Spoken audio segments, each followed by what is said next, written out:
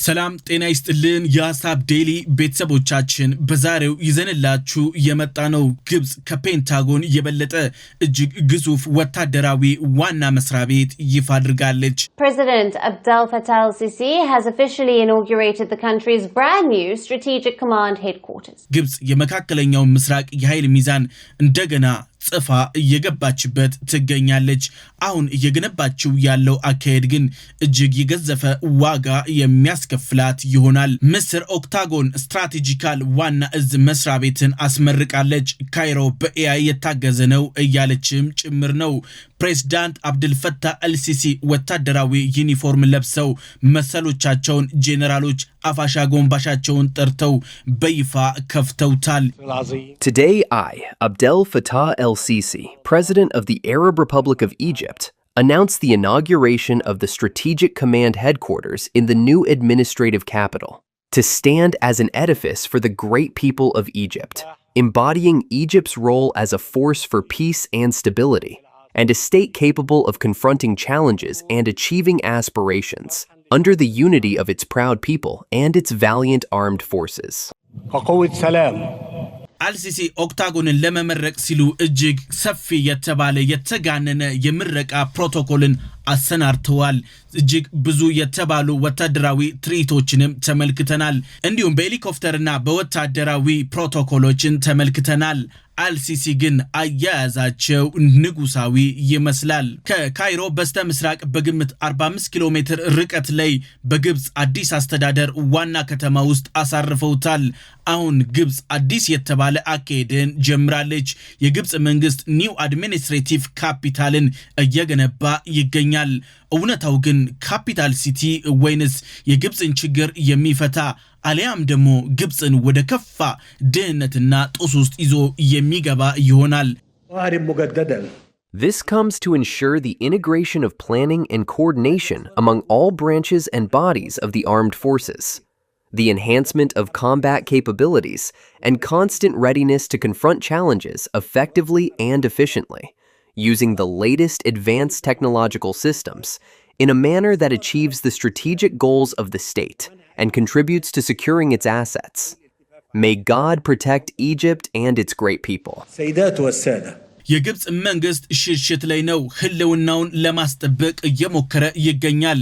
የግብጽ ወታደራዊ አመራር ራሱን ከህዝባዊ አመጽ ለመጠበቅ ያደረገው አዲስ ስልት መሆኑም ግልጽ ሆኗል። በኃይል እና በግልበጣ አሁንም በአፈሙዝ ግብጻውያንን አንበርክኮ የሚገዛው የአልሲሲ መንግስት ከካይሮ ህዝባዊ ማዕበል ለመራቅ ዝግጅቱን ጀምሯል። ህዝብን ፈርቷል። አልሲሲ ከህዝብ ጋር አይንና አፈር ሆነዋል። ህዝባዊ አመጽ በመጣ ቁጥር እሳቸው ከወንበራቸው ሲነቀነቁ ሲደናገጡ ሲደናበሩ ነበር። አሁን ህዝባዊ አመጽ መጣል መጣ ብሎ ጭንቀትን ለአንዴና ለመጨረሻ ጊዜ ለማስወገድ እየሰሩ ነው። አሁንም አመጽ የየዕለት ስጋታቸው ሆኖባቸዋል። አዲስ ከተማ አዲስ ወታደራዊ ሰፈር ዓላማ አድርገዋል። ዋናው ዓላማው ደግሞ ከህዝቡ የመራቅ ሂደት ነው። ኦክታጎን የተገነባው ከካይሮ እጅጉን ርቆ ነው። በረሃ መሃል የተገነባ ከህዝብ እጅጉን እየራቀም ጭምር ነው። የግብጽ ሚሊታሪ ኤሊት ሌላ ህዝባዊ አመጽ ቢነሳ በቀላሉ የማይደፈር ይሆናል እያሉም ጭምር ነው። ፍጹም ከህዝቡ የራቀ በቴክኖሎጂ የታጠረ የመጨረሻ ምሽግ በአልሲሲ እየተገነባ እየተጠናቀቀም እየተመረቀም ጭምር ነው። ዋና ማዘዣ ጣቢያ ብቻ ግን አይደለም፣ ባንከርም ጭምር ነው። ራስን ተቀጥቅጦ ከመሞት ለማዳን የሚደረግም ሩጫ ነው። አልሲሲ ከህዝቡ ማምለጥ ጀምረዋል። የአልሲሲ አስተዳደርና ህዝቡ በአይነ ቁራኛ እየተያዩ ነው። አልሲሲ በአዲሱ አያያዛቸው እያደረጉት ያሉት ተጨማሪው ይህ ነው። የመንግስት መዋቅርን ሙሉ በሙሉ የማግለል ይህ ዋነኛ እቅዳቸው ነው። አዲሱ ዋና ከተማ እና ኦክታጎን ሁን ተብለው እየተገነቡ ያሉት ከህዝቡ ርቀው ነው። ለስርዓቱ ቀረቤታ ያላቸውን ብቻ በአንድ ከተማ ውስጥ የማኖር ሂደት ድህነትን ላለማየት የሚደረግ ሩጫ እሳቸውና መሰሎቻቸው የሚኖሩበት አዲስ ከተማ እያነጹም ጭምር ነው። በግብጽ የታጠረ ማህበረሰብ አሁን እየመጣ ይገኛል። ሁለት አይነት ግብጻውያን በፈርዖን ከተማ ላይ እውን መሆን ጀምረዋል። ምስር እጅግ የበዛ አምባገነን ሁሉም በእጄ ላርገው አይነት ፍላጎትና አካሄድ ከጥንትም ጀምሮ እስካሁን ድረስ ይስተዋልባታል። የፕሮጀክቱ መጠንና ቅርጽን ስንመለከተው ከአሮጌው ከግብጽ ታሪክ እንዲሁም ከስነ ህንጻ ጋር እጅጉን የተመሳሰለም ጭምር ነው። አልሲሲ እሳቸውን ፈርዖናዊ ንጉስ አድርገው እየቀቡ ይገኛሉ። ህዝብን በበዛ የኃይል ቀንበር በመቆለፍ ስልታዊ እንዲሁም መዋቅራዊ አካሄድን እየዘረጉም ጭምር ነው። አልሲሲ የስነ ልቦና ጦርነት ላይ ይገኛሉ። እሳቸው ከወታደራዊ ዩኒፎርማቸው ማዕረጎች ጨምሮ እስከ ስም አጠራራቸው ድረስ ሁን ተብሎ እየተደረገ ያለም ፕሮቶኮል እየተስተዋለም ነው። ታላቅነትን ለማሳየት የሚደረግ ግብግብ ከተለመደው ወታደራዊ ፍላጎት በላይ የሆነ አካሄድ ከፔንታጎን በልጦ የመታየት ለዓለምና ለቀጠናው ሀገራት ስጋት ለመሆን መልእክትም ለማስተላለፍ የተደረገም ሂደት ነው። ይህ እጅግ የገዘፈ ትልምም ያለው ነው። ለኢትዮጵያ፣ ለሱዳን፣ ለሊቢያ፣ ለእስራኤል፣ ለባህረ ሰላጤው ሀገራት ግልጽ መልእክትም የተላከበትም ነው። ግብጽ አሁንም ልዕለ ኃያል ናት የሚል ማስፈራሪያ መልእክትን ለማስተላለፍ ተደርጓል። ግን በምዕራባውያን አይን ግን አልተወደደም።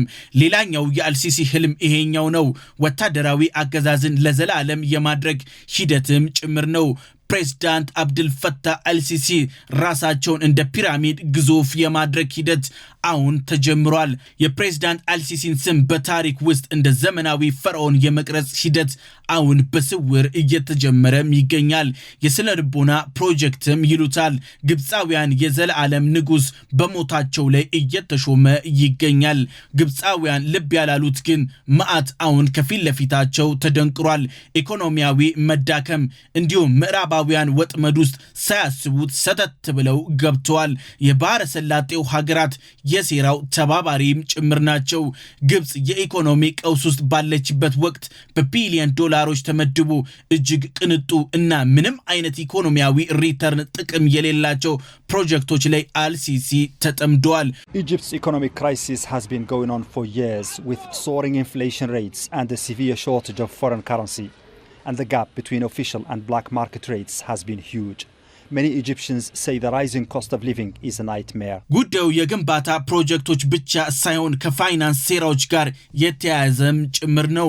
አልሲሲ ከተማውንም ኦክታጎንንም ሁሉንም እየገነቡ ያሉት በቤተሰቦቻቸው ህንፃ ተቋራጮች ድርጅቶች ብቻና ብቻ ነው።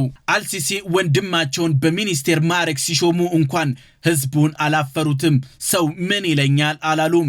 የግብጽ ሀገራዊ ግዢዎች ሙሉ በሙሉ በልጆቻቸው እጅ ስር ወድቋል።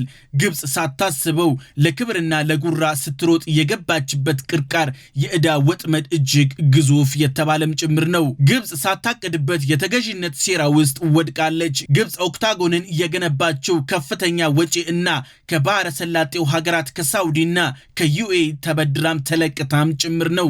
ግብጽ ከምዕራባዊ አበዳሪዎች ጋር የገባችበት አሁን ቅርቃር ግልጽ መሆን ጀምሯል።